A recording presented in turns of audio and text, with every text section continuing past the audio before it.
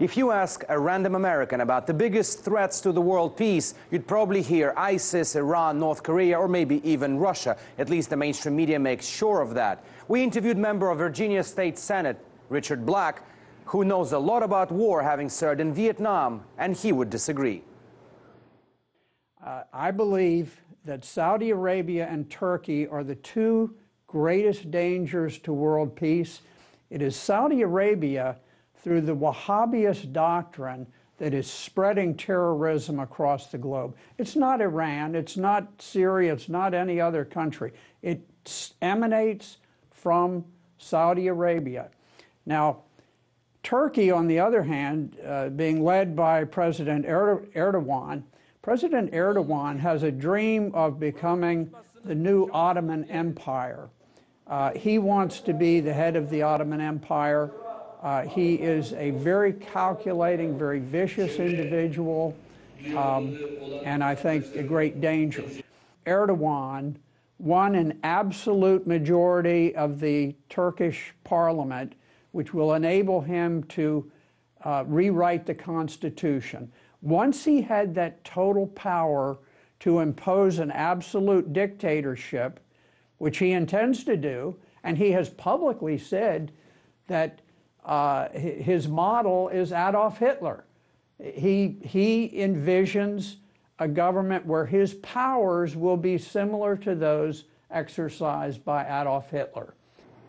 And the one place where both Saudi Arabia and Turkey are exposed the best is Syria, according to Senator Black. He believes that if not for two, the Syrian war would have never happened in the first place.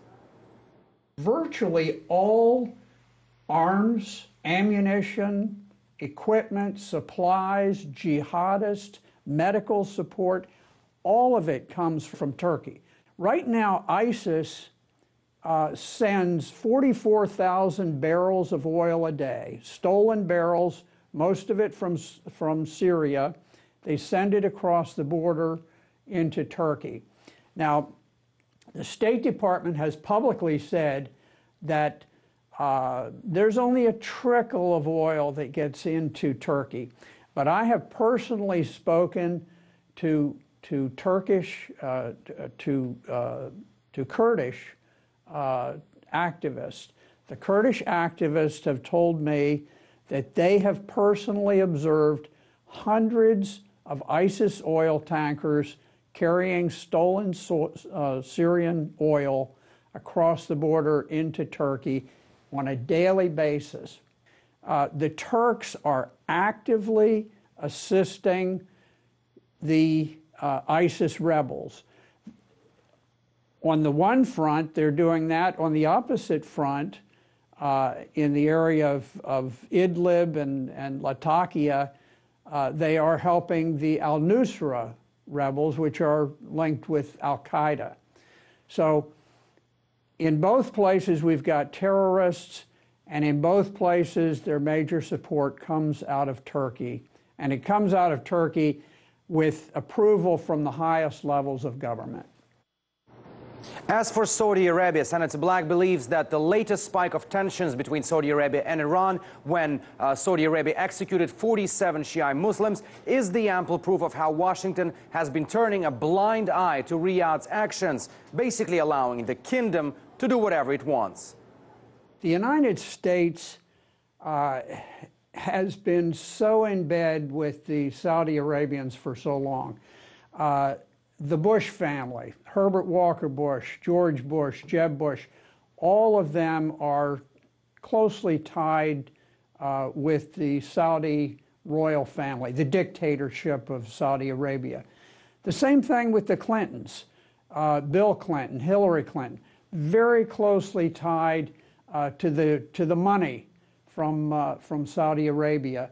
And because of that, Saudi Arabia is able to do the most outrageous things. We tend to condemn various secular nations in the Mideast because they don't do this quite right or that quite right.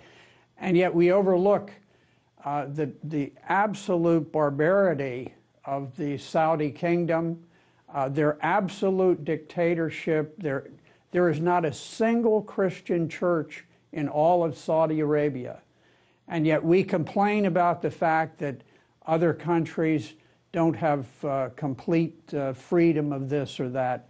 So I think what's happening is that they're trying to restore some of the hostility between the Shiites and the Sunnis. The Saudis massacred 47 people. Now, some of them, I'm sure, were genuine criminals, but many of them were simply political opponents. And then there was an inevitable reaction, which they knew that there would be, and the Saudis, in typical fashion, have now shown a sense of outrage that people would be angered by their level of debauchery, and this is typical of the Saudis. That was just part one of Alexi's interview with Virginia State Senator Richard Black. For part two of that interview, you can tune in right here tomorrow at 4 p.m. Eastern.